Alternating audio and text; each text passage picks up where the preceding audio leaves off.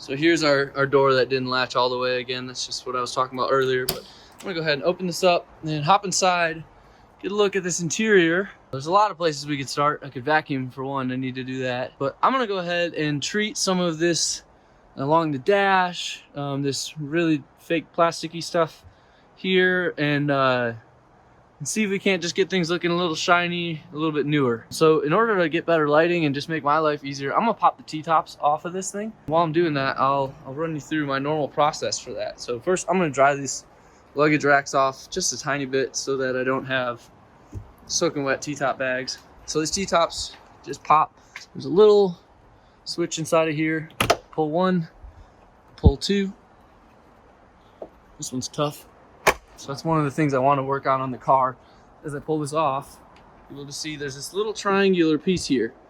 And that triangle, I believe, is meant to fit into that triangle right there below the bolt. On the passenger side, it goes in really easily. On the driver's side, really not so much. I spent maybe 10 full minutes trying to get this T-top back on last night. So sometimes it goes well, sometimes not so much. That can be frustrating, so it's something about the car I want to address. All right, so here's the car with the T-tops off. The doors are open right now because I was just working in there. So I realized as soon as I pulled one of the T-tops off, they're soaking wet, just like the rest of the car. And so I didn't want to put them in the bags and introduce moisture. So I dried them off just a really little bit and just rest them on the bags on the ground there. So there's our T-tops sitting on the ground behind the car. And here it is with them open. So you can see this has sort of come down a bit. The T-tops have two little, I don't know what to call them, wedge-shaped things that fit into there. That's what helps hold them into place. They do line up somewhat well, but I found if I look inside there, they're sort of adjustable. So I'm going to fine-tune that, and it may make my life easier on this driver's side. I also sometimes find I have to just twist this a little bit to get it in the right angle for it to line up. But I would love to get this to where it looks a little better and hangs tight right up top where it should be.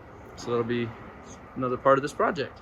So for trying to bring a little bit of new life to this this interior, especially maybe the steering wheel, which is just kind of gross to touch, and then this area up here, I picked up this this gold glass rich leather. I just had pretty good reviews online. Here's what it says on the back for directions. It says shake it up and apply to a clean and cool surface. And so I'm gonna go ahead and wipe this stuff down just to get some of the dust off before I get after it with one of my damp cloths. And it says test for color, fastness, and compatibility in a small and conspicuous area. I mean, honestly, none of the leather in this car is guaranteed to stick around. I'm pretty sure just about everything but maybe the dash is going to get replaced. So I may start with the door. Just looking at these, I'm pretty certain they're going to have to go. And then it says go ahead and spray it on a towel, work into leather, and wipe off the excess. So that's what we're going to do. I don't know how much of this to use. This is part of why we call this show Mitch is Not a Car Guy. I don't really know what I'm doing, but we're going to try it out. All right, so we'll start with this driver's side door, since if anybody's got to endure it, may as well be me. And I'm going to just work this in. I don't know if this is supposed to foam up or not, but it doesn't seem like it is very much, although it's shiny. Let's read one more time. What does this say? Work into leather. Okay, so it's not supposed to like lather up or anything. I guess it's just gonna do what it's doing now. I'm gonna spray a little more. I'm gonna flip this towel over, and I'm not super concerned if it gets a little on the seat. This seat is one thing I am sure I'm gonna replace. It's just at least the covers. The foam seems to be good, but just so torn up. So I'm just gonna go ahead and work this in. I'm gonna not worry too much about getting it on that wood veneer, because that's something I think I may actually do today too, is go ahead and peel that off and give it a fresh paint job, because I'm not crazy about wood veneer. So I'll go ahead and make the car look how I want it to look. So I can't tell if this is just wet. I think it's just wet. I don't think it's that it's really doing anything remarkable. Certainly not making it look worse though. That'd be hard to do. You know, I don't know that I see a terribly large difference here, other than I put streaks along the bottom of that window. So I'm going to clean that up.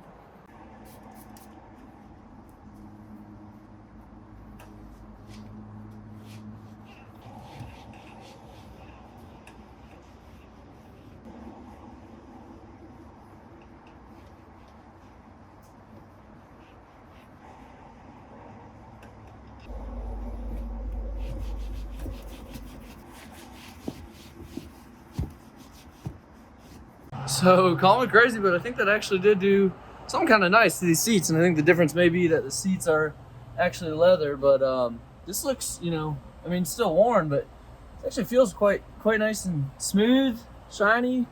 You can tell it's been conditioned, so that's kind of neat. I've not done this one yet, for reference, and this one is done, so interesting. Just wanted to take a second to show a comparison. So I just did this sun visor, and I haven't done this one yet, and you can see sort of side by side, man, it does make quite a difference in terms of just, you know, keeping things looking nice and black. They're just looking a little shinier, a little darker black. So it does look quite nice, and I've actually gone ahead and wiped the excess off of those, and they still look a nice sheen to them. So this stuff works pretty well. I'd say that was a good purchase. Go ahead and see what we can do with this steering wheel.